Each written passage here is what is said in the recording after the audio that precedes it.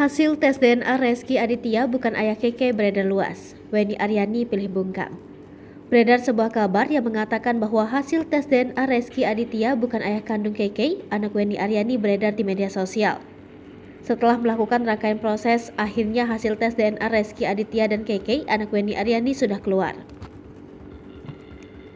Pengadilan Tangerang mengatakan bahwa Rezky Aditya bukan ayah biologis dari putri Weni Aryani.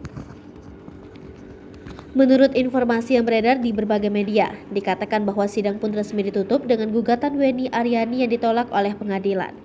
Netizen pun ramai memberikan beragam komentar. Di beberapa akun Instagram yang mengunggah hasil keputusan tersebut langsung digeruduk netizen. Sedang sebagian lainnya kasihani anak Weni Aryani hingga ditakutkan kena mental. Hingga berita ini tayang, belum ada keterangan lebih lanjut dari pihak Weni Aryani dan Rezky Aditya.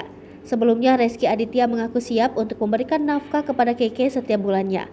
Namun, Rezky Aditya melayangkan beberapa syarat kepada sang mantan kekasih Weni. Secara terang-terangan, Rezky Aditya meminta agar pihak Weni Aryani mencabut gugat banding. Bukan cuma itu saja, Weni Aryani juga membeberkan keinginan Rezky Aditya untuk tes DNA diam-diam. Keinginan itu ditolak mentah-mentah oleh Weni Aryani. Ia menolak untuk tes DNA lantaran pihak Rezky Aditya meminta dilakukan secara diam-diam.